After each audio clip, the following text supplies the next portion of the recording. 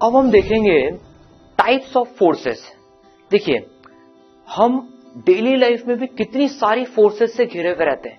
जब हम चलते हैं, फ्रिक्शन फोर्स, कोई चीज चलते चलते रुक रही है, air resistance force, friction force. हम स्विमिंग करते हैं, बाइंड फोर्स, स्केल को बालों से रब करके पेपर के बिट्स अट्रैक्ट हो जाते हैं, चार्ज पार्टिकल्स के बीच में फोर्स। अर्थ हमको अपनी तरफ अट्रैक्ट कर रही है, ग्रेविटेशनल फोर्स। तो बहुत सारी फोर्सेस से हम घिरे रहते हैं, बहुत सारी। अब ये जो सारी फोर्सेस है ना, पता है, ये 4 फंडामेंटल फोर्सेस से अराइज होती हैं। कौन कौन सी फंडामेंटल फोर्सेस हैं? वो 4। सबसे पहली फोर्स है ग्रेविटेशनल फोर्स। अब देखिए, जो ग्रेविटेशनल फोर्सेस है वो दो बॉडीज के बीच में जो अट्रैक्टिव फोर्स होती है ड्यू टू देयर मासेस, उनके मास के चक्कर में जो फोर्स अराइज होती है ना, वो ग्रेविटेशनल फोर्स होती है। जैसे अर्थ हमको पुल कर रही है, ग्रेविटेशनल फोर्स। सन अर्थ को पुल कर रहा है, अर्थ सन को पुल कर रही है, ग्रेविटेशनल फोर्स। अर्थ और मून के बीच में, इनफैक्ट किन्हीं भी दो मासेस के बीच में ग्रेविटेशनल फोर्स होती है by virtue of their masses. तो ये पहली फंडामेंटल फोर्स। दूसरी फंडामेंटल फोर्स इलेक्ट्रोमैग्नेटिक फोर्स। ये जो चार्ज पार्टिकल के बीच में फोर्स होती है ना, चार्ज के कारण से, जैसे हमको पता है positive negative attract, positive positive repel. तो ये इलेक्ट्रोमैग्नेटिक फोर्स है ये वाली, जो चार्ज के कारण से होती है। ठीक है। अब जो तीसरी फोर्स होती है स्ट्रॉन्ग न्यूक्लियर फोर्स। अब देखो, हमको ये तो पता है न्यूक्लियस के अंदर क्या भरा होता है? Protons and neutrons. न्यूट्रॉन्स तो अनचार्ज्ड होते हैं, न्यूट्रल पार्टिकल्स होते हैं, प्रोटॉन्स पॉजिटिव चार्ज होते हैं। तो यार उस न्यूक्लियस के अंदर जो प्रोटॉन्स बैठे हुए हैं वो तो एकदम जबरदस्त तरीके से रिपेल कर रहे होंगे एक दूसरे को। भाई प्रोटॉन प्रोटॉन तो रिपेल करेंगे ऐसे ही। तो न्यूक्लियस फट क्यों नहीं रहा? न्यूक्लियस स्टेबल कैसे है? ये तो सोचने वाली बात है कि न्यूक्लियस यार स्टेबल कैसे, फट कैसे नहीं रहा? प्रोटॉन्स प्रोटॉन्स एकदम दूर दूर क्यों नहीं जा रहे? स्ट्रॉन्ग न्यूक्लियर फोर्सेस के चक्कर में। स्ट्रॉन्ग न्यूक्लियर फोर्सेस के बारे में तो हम डिटेल में पढ़ेंगे बाद में, आइडिया ले लेते हैं। न्यूट्रॉन्स और प्रोटॉन्स जो न्यूक्लियस के अंदर होते हैं उनके बीच में एक फोर्स होती है, attractive force, strong nuclear force. ये जो चारों फंडामेंटल फोर्सेस होती है उनमें सब में स्ट्रॉन्गेस्ट होती हैं। तो न्यूट्रॉन्स अट्रैक्ट करते हैं, प्रोटॉन्स न्यूट्रॉन्स भी अट्रैक्ट करते हैं एक दूसरे को। प्रोटॉन्स भी स्ट्रॉन्ग न्यूक्लियर फोर्स के कारण अट्रैक्ट करते हैं। ये अलग टाइप की फोर्स है। जब हम मॉडर्न फिजिक्स पढ़ेंगे तो स्ट्रॉन्ग न्यूक्लियर फोर्स के बारे में पढ़ेंगे। ठीक है। और जो चौथी फंडामेंटल फोर्स है वीक न्यूक्लियर फोर्स। ये कुछ न्यूक्लियर फेनोमेनन में ऑब्जर्व होती है, जैसे बीटा डीके, अगर कभी सुना हो तो 4 फंडामेंटल फोर्सेस से सारी फोर्सेस अराइज होती है। ठीक है। चलिए भाई, अब जो हमारे काम की फोर्सेस आने वाली हैं, जो हम न्यूटन्स लॉ ऑफ मोशन में जिनका बहुत यूज करेंगे, उन फोर्सेस को जरा डिटेल में देखते हैं। तो सबसे पहले हम देखते हैं अर्थ ग्रेविटेशनल फोर्स। अर्थ जो ग्रेविटेशनल फोर्स लगा रही है ऑब्जेक्ट्स के ऊपर, वो देखते हैं जरा। तो देखिए, it always acts towards the centre of the earth. तो अर्थ की जो ग्रेविटेशनल फोर्स है वो हमेशा अर्थ के सेंटर की तरफ लगती है। अभी हम अर्थ ग्रेविटेशनल फोर्स जो लगा रही है उसको समझने की कोशिश कर रहे हैं। तो अब मान लीजिए ये जो अर्थ है इसका सेंटर हमने मार्क कर दिया। अर्थ की जो ग्रेविटेशनल फोर्स है वो उसके सेंटर की तरफ लगती है। ठीक है। अब ये सारे ऑब्जेक्ट्स को अट्रैक्ट कर रही है। तो हमने एक बॉल ले ली, ये अर्थ के ऊपर है। ठीक है, ऊपर रखी हुई, जस्ट थोड़ा सा ऊपर है। अब अर्थ इसको खींच रही होगी सेंटर की तरफ, अट्रैक्शन फोर्स लगा रही है। तो हमने बॉल से अर्थ का सेंटर ज्वाइन कर दिया, तो ये बॉल अर्थ के सेंटर की तरफ खींची जा रही है। ठीक है। अब मान लीजिए बॉल किसी दूसरे लोकेशन पर होती, तो ये कैसे अट्रैक्ट होती?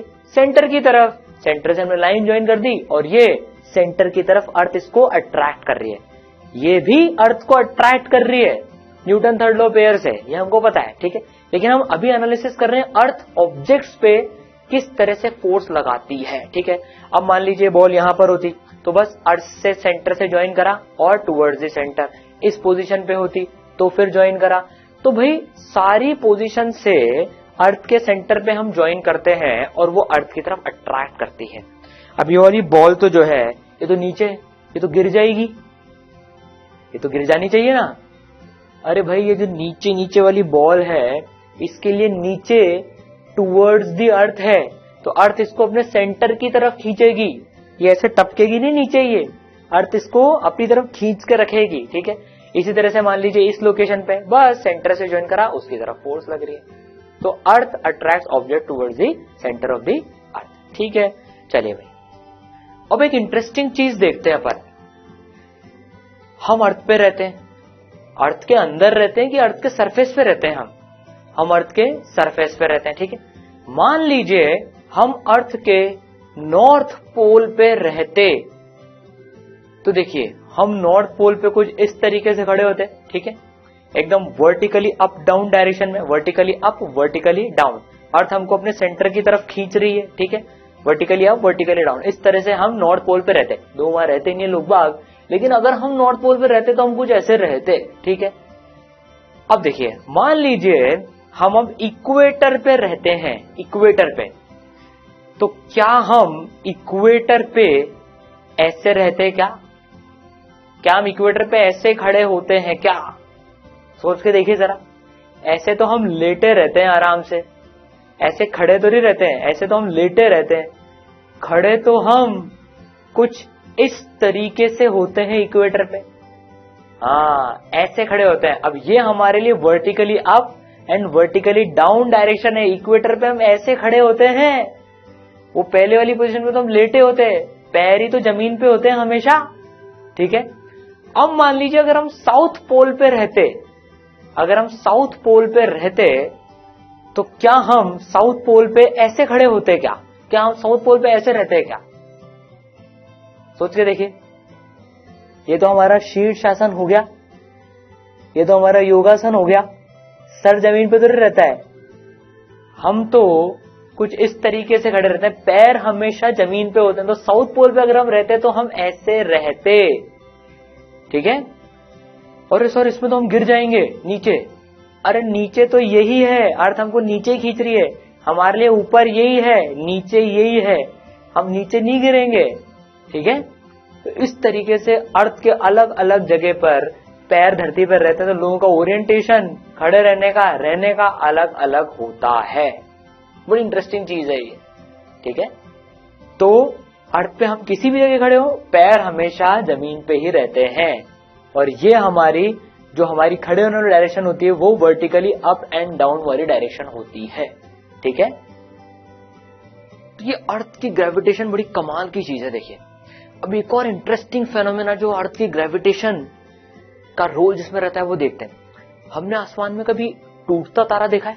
शूटिंग स्टार देखा होगा, वो टूटता तारा जिसको देखकर लोग विश मांगते हैं।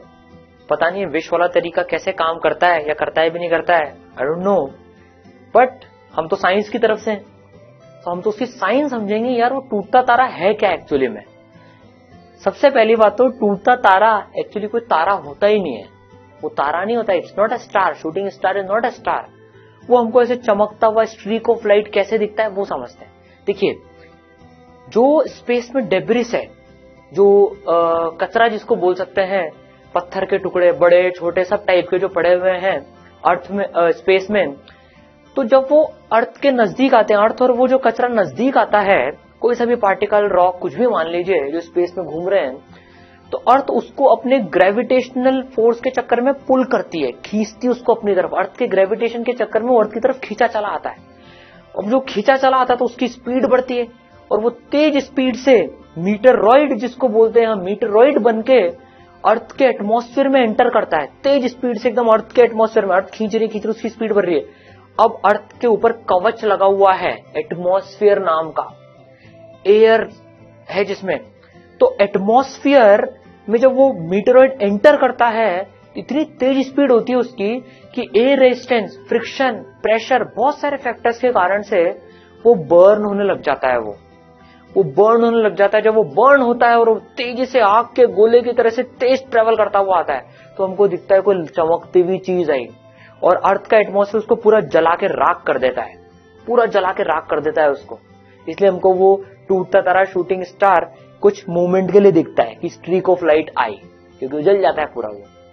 अच्छा, कई मीटरॉइड इतने बड़े होते हैं कि अर्थ का एटमॉस्फेयर उनको जला नहीं पाता है, तो वो अर्थ पे आके स्ट्राइक कर जाते हैं और क्रेटर्स बना देते हैं। बहुत सारी चीजें होती है। तो देखते हैं जरा ये मीटरॉइड कैसे होता है, इंटरेस्टिंग चीज है।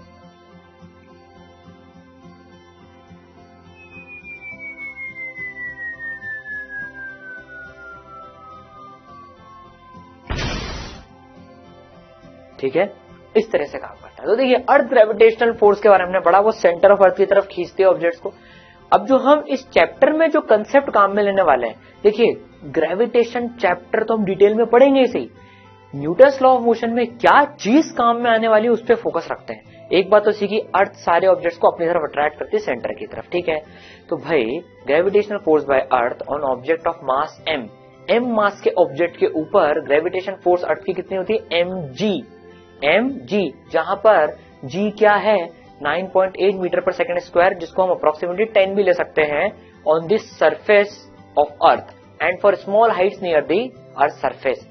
अब देखिए, ये हमने काइनेमेटिक्स 1D में भी थोड़ी सी बात पढ़ी थी कि जो g की वैल्यू होती है acceleration due to gravity, acceleration due to gravity की वैल्यू 9.8 होती है, हमको पता है। अर्थ के सरफेस के पास में या अर्थ के सरफेस पे ज्यादा दूर जाते हैं तो g की वैल्यू वेरिएबल होती है, उसका एनालिसिस हम ग्रेविटेशन में करेंगे। तो अभी हमने क्या सीखा कि m मास का ऑब्जेक्ट है तो अर्थ उसके ऊपर mg फोर्स लगाएगी towards the centre, vertically downward direction में mg फोर्स लगेगी अर्थ के सरफेस के नियर। और हम जो इस चैप्टर में बात करेंगे वो सारे ऑब्जेक्ट्स अर्थ के सरफेस के नियर ही बात करेंगे, तो g की वैल्यू 9.8 लेंगे या 10 लेंगे, ठीक है। तो भाई 2 kg का ऑब्जेक्ट है मान लीजिए, तो अर्थ उसको कितने से खींचेगी, 2g मतलब 20 न्यूटन से खींचेगी, ठीक है। तो अगर मान लीजिए ये अर्थ का सरफेस है, अब इससे हम ग्राउंड रिप्रेजेंट कर रहे हैं, ठीक है, इस सिंबल से, इसके ऊपर m मास का ब्लॉक रखा हुआ है। तो देखिए अर्थ इसको खींच रही है खुद की तरफ, कितनी फोर्स है, mg फोर्स से। मान लीजिए 2 kg का है तो 2g 20 न्यूटन से अर्थ खींच रही है, ठीक है। अब मान लीजिए कोई ऑब्जेक्ट ग्राउंड से ऊपर भी रखा हुआ है, टच में नहीं है अर्थ के, तो भी अर्थ उसको खींचती है। अर्थ के खींचने के लिए टच में आना जरूरी थोड़ी है, ये ऑब्जेक्ट है, इसको भी पकड़ रखा है इसलिए ये यहाँ पर है, इसको छोड़ देंगे तो नीचे टपक जाएगा। ये नीचे कैसे टपक रहा है, ये देखिए ये तो अर्थ के कांटेक्ट में भी नहीं है तो भी छोड़ने पे नीचे टपक रहा है, क्यों, क्योंकि अर्थ इसको अपनी तरफ खींच रही है। तो ये ऑब्जेक्ट जो हवा में है इसको भी अर्थ अपनी तरफ mg से खींचेगी, अर्थ सरफेस के नियर है। तो क्या सीखा, m मास के ऑब्जेक्ट के ऊपर अर्थ ग्रेविटेशनल फोर्स कितनी लगाती है, mg, वर्टिकली डाउनवर्ड डायरेक्शन में। ये चीज हम इस चैप्टर में काम में लेंगे, ठीक है। तो चलिए अब दूसरी एक फोर्स पढ़ते हैं जो कि हमारे बहुत काम में आने वाली है, and that is normal contact force, ठीक है। अभी नॉर्मल कॉन्टैक्ट फोर्स क्या होती है ये देखते हैं जरा। तो जो नॉर्मल कॉन्टैक्ट फोर्स होती है वो एक कॉन्टैक्ट फोर्स है। इसका मतलब जब दो ऑब्जेक्ट्स कांटेक्ट में आएंगे तब जाकर ये फोर्स लगेगी, ठीक है। तो नॉर्मल कॉन्टैक्ट फोर्स के बारे में समझते हैं। It is an electromagnetic type of force. तो ये इलेक्ट्रोमैग्नेटिक टाइप ऑफ फोर्स है, ये चार्जेस के इंटरैक्शन के कारण से जनरेट होती है, ठीक है, ये पहली चीज। दूसरी चीज, it always acts along the common normal of the two surfaces in contact that is perpendicular to the two surfaces. समझिए सारे पॉइंट, अभी एक बार लिख लेते हैं पहले। तीसरी चीज, it is always directed towards the system. तो देखिए पहली चीज तो ठीक है, इलेक्ट्रोमैग्नेटिक टाइप की फोर्स है, जो सवाल करने में और समझने में जो काम आएंगे सेकंड और थर्ड पॉइंट है, ठीक है। Always acts along the common normal of two surfaces in contact. देखिए जब दो सर्फेसेस कॉन्टैक्ट में आते हैं, कोई से भी दो सर्फेसेस कॉन्टैक्ट में आते हैं तो नॉर्मल फोर्स लगती है। दोनों सर्फेसेस के परपेंडिकुलर जो कॉमन नॉर्मल होती है उसके अलोंग लगती है। देखते हैं जरा कॉमन नॉर्मल का मतलब क्या है, नॉर्मल का मतलब क्या है पहले वो समझते हैं। देखिए तो मान लीजिए हमारे पास में ये एक सरफेस है, ठीक है।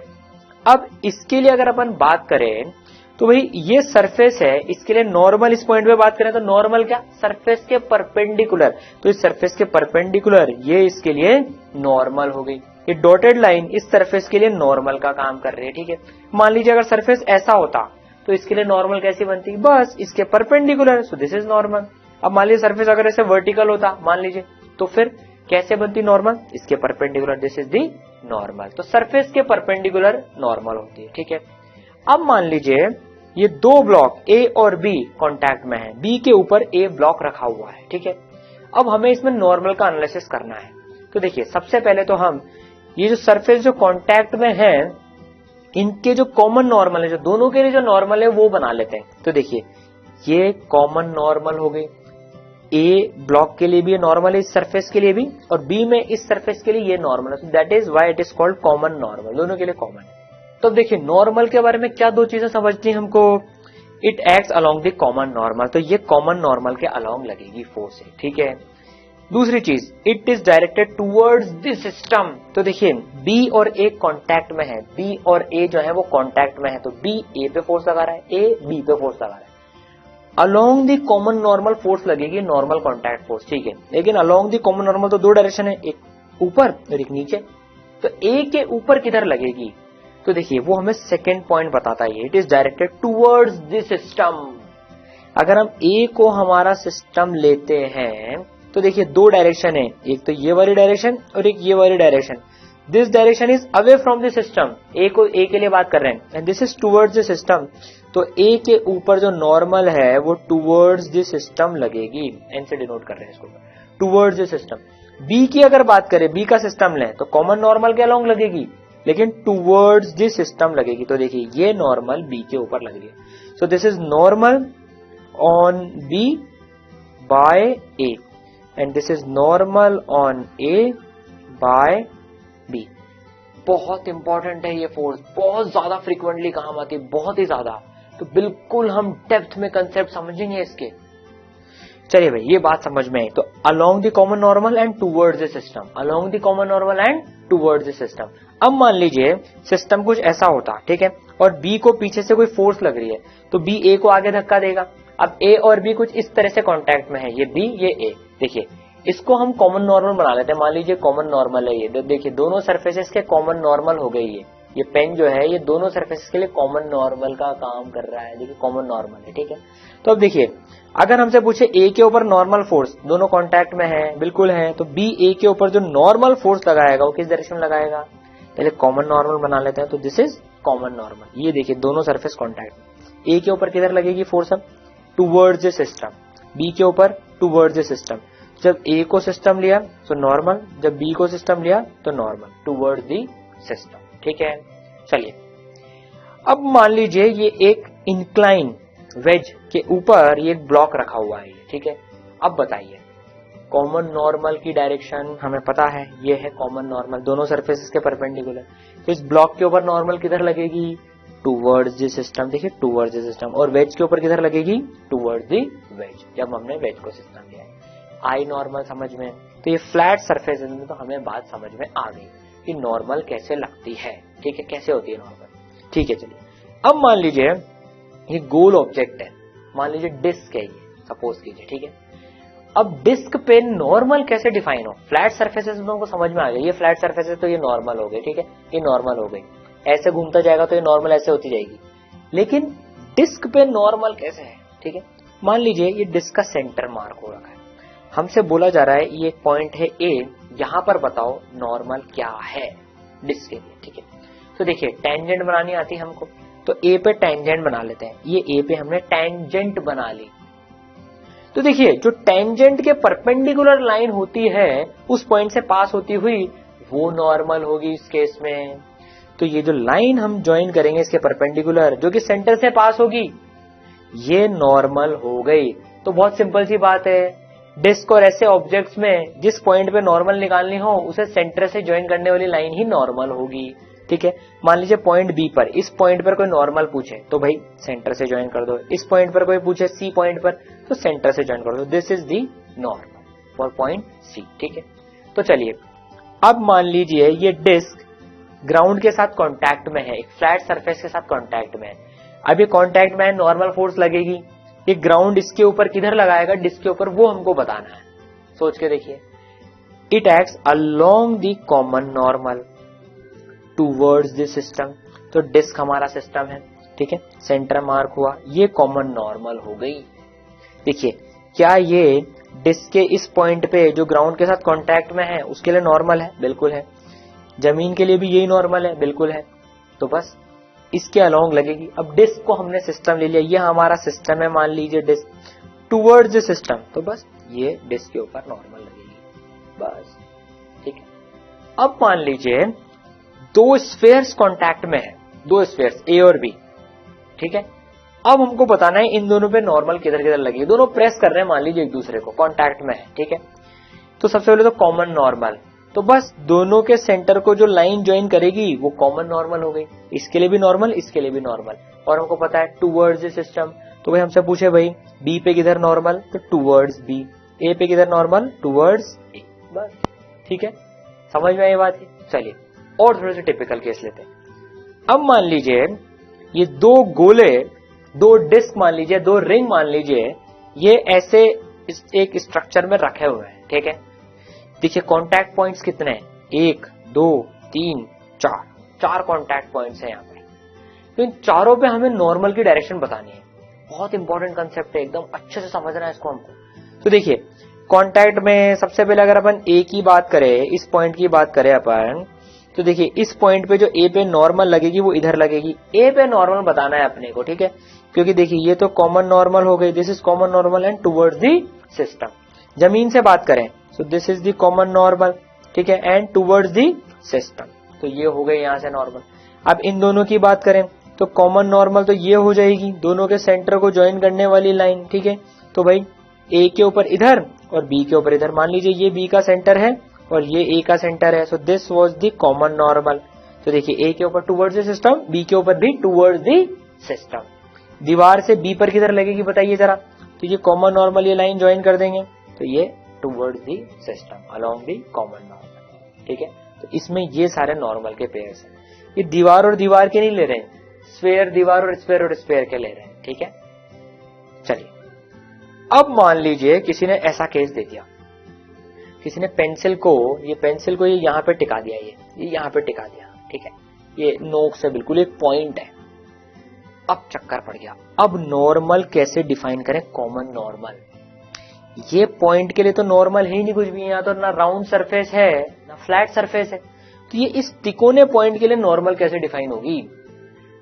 तो इसके लिए हम क्या करते हैं, देखिए जो इस सरफेस के लिए नॉर्मल है उसी के अलोंग फोर्स लगेगी, क्योंकि इसके लिए तो हम डिफाइन ही नहीं कर पा रहे हैं पॉइंट के लिए, तो बस तो जो इस सरफेस के लिए नॉर्मल है उसी के अलोंग फोर्स लगेगी। सो दिस इज द नॉर्मल जिसके अलोंग फोर्स लगेगी। तो ये जो पेंसिल ये हमने टिका दी यहाँ पर, तो ये इसके ऊपर towards the system normal force लगेगी। पेंसिल को ऐसे टिका दी नोक के बदले, वो जो टिप होती है उसके बदले, ठीक है, टुवर्ड्स द सिस्टम। पेंसिल को सिस्टम लिया है हमने, पेंसिल पे एनालिसिस कर रहे हैं, तो ठीक है, क्योंकि ग्राउंड के लिए ये लाइन नॉर्मल है, ठीक। चलिए थोड़ा सा और टेढ़ा केस लेते हैं, ये सारे केसेस हमको दिखेंगे आने वाले चैप्टर्स में, सारे के सारे केसेस। अब देखिए ऐसे एक रॉड दो अपने शार्प एजेस पे के अलोंग टिक रही है यहाँ पर, ठीक है, ये ऐसे टिक रही है यहाँ पर। अब हमको इस रॉड के ऊपर नॉर्मल फोर्स बतानी है। तो अब देखिए यहां पर अगर अपन बात करें so this will be the common normal, ये नॉर्मल हो जाएगी। ये पॉइंट से टकरा है, ये पॉइंट से यहाँ पर सपोर्ट में है, तो इस पॉइंट के लिए तो नॉर्मल वही हो जाएगी जो कि इस सरफेस के लिए है, ठीक है। तो सरफेस की नॉर्मल के अलोंग फोर्स लगेगी and towards the rod, rod पे एनालिसिस कर रहे हैं हम। सो ये कॉमन नॉर्मल होगी, इसे हमने N2 बोल दिया यहाँ पर, ये इसको सेकंड सरफेस मान लिया, तो ये N2 देखिए रॉड के ऊपर टुवर्ड्स दी रॉड लग रही है और ये ग्राउंड से जो नॉर्मल है, ठीक है। अब यहाँ पर बताइए, तो यहाँ पर तो जो फ्लैट दीवार है, वर्टिकल दीवार है, इसके लिए this will be the normal and towards the system, तो ये N1 इस वाली साइड में लगेगी, ठीक है। चलिए भाई इस केस में सोच के बताइए आप, ये इंटरेस्टिंग केस है एक और, इधर नॉर्मल और इधर नॉर्मल। देखिए अब ये एक सरफेस है, ये अलग तरीके से इससे टिकी हुई है रॉड, ये तो यहां पर और यहां पर नॉर्मल सोच के देखिए किधर लगेगी। इस रॉड के ऊपर नॉर्मल बतानी है इस स्ट्रक्चर के कारण से, ठीक है, और ये स्ट्रक्चर का ये पॉइंट है ये, ठीक। चलिए ट्राई कीजिए।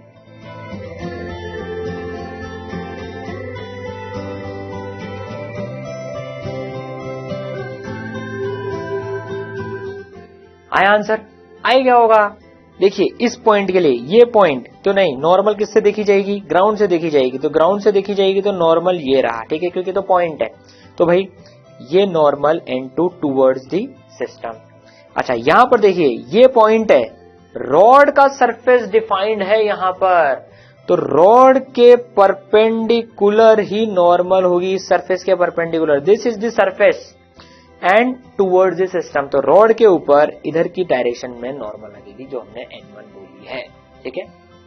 कंसेप्ट समझ में आया, चलिए बहुत अच्छी बात। अब हम देखते हैं एक नई फोर्स जिसे हम बोलते हैं टेंशन।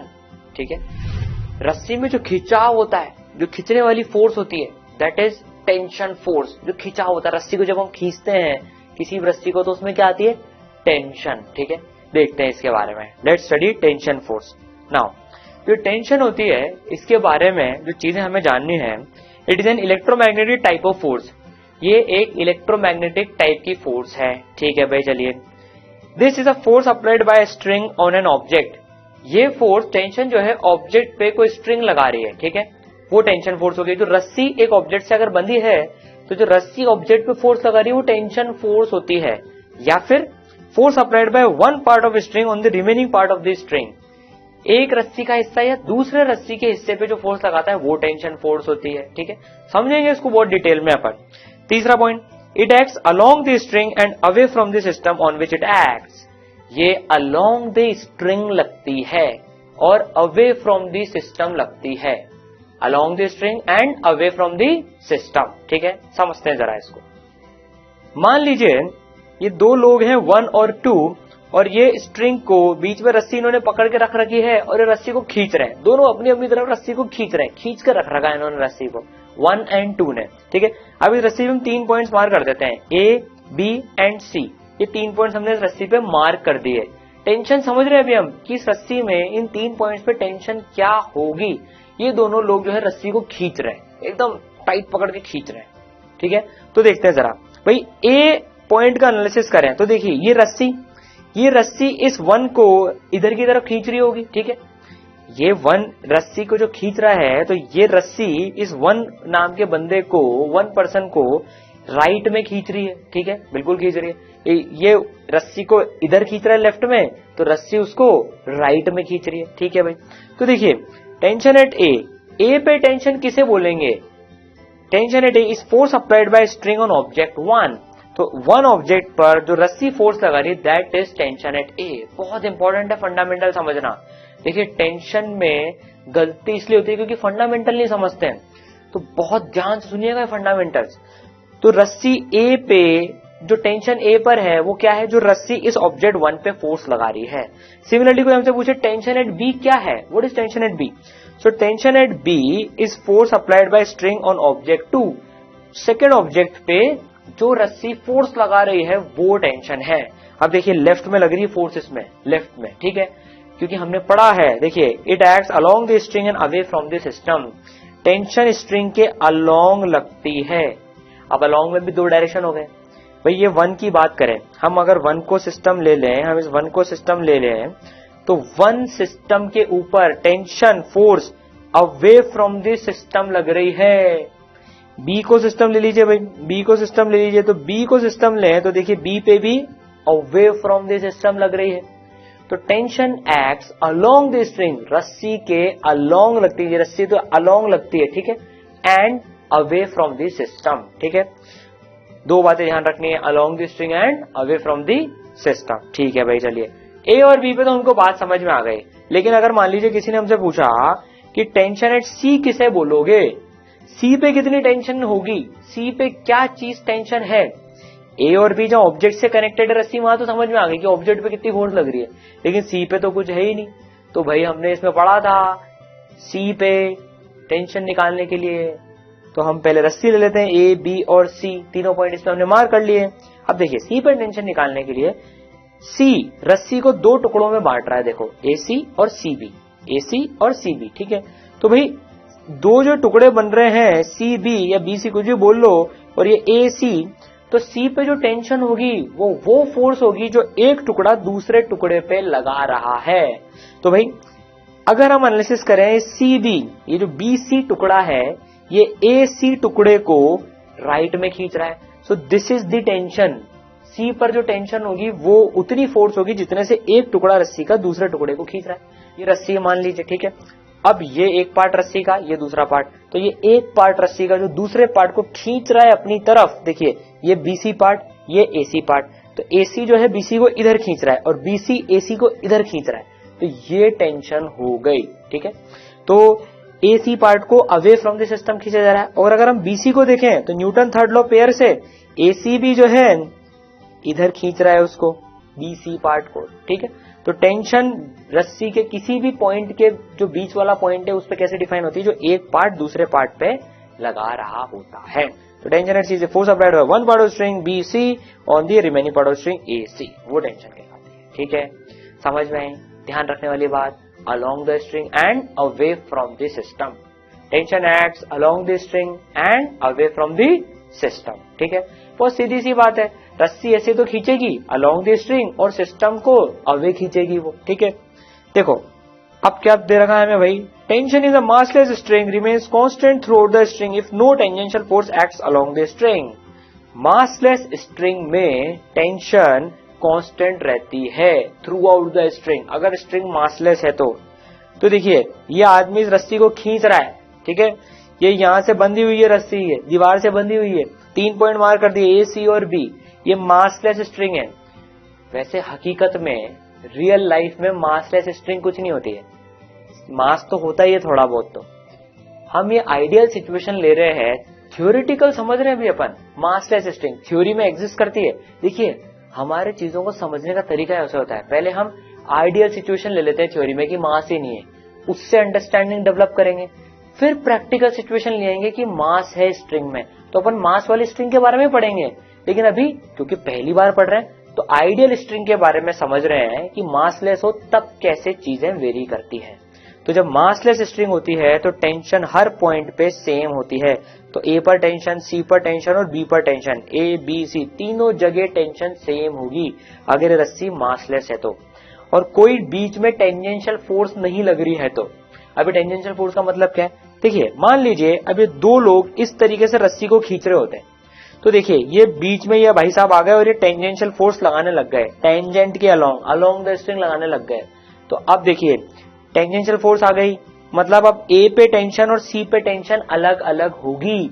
तो देखिए ए पे टेंशन बी पे टेंशन के बराबर नहीं है, लेकिन बी और सी पे जो टेंशन है वो बराबर है, क्योंकि बी से सी के बीच में कोई टेंजेंशियल फोर्स नहीं है, ठीक है, बी से सी के बीच में कोई टेंजेंशियल फोर्स नहीं है, ठीक, समझ में आई बात। अब ऐसा कैसे हो रहा है, ये जब अपन सवाल करेंगे ना तब समझेंगे कि यार ये मासलेस स्ट्रिंग में टेंशन सेम कैसे होती है।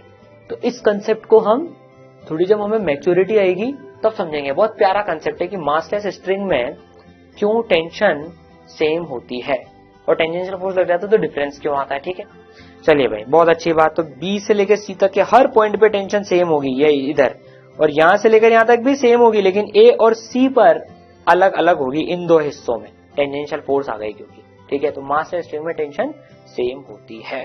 चलिए भाई नाउ अब देखिए ये दीवार से एक रस्सी के सहारे एक ये ब्लॉक लटका हुआ है एम मास का, तो एक ब्लॉक लटका रखा है, ये मासलेस स्ट्रिंग है। मासलेस स्ट्रिंग में हमने पढ़ा tension is same at each point. तो देखिए यहाँ पर हर पॉइंट पे टेंशन सेम होगी।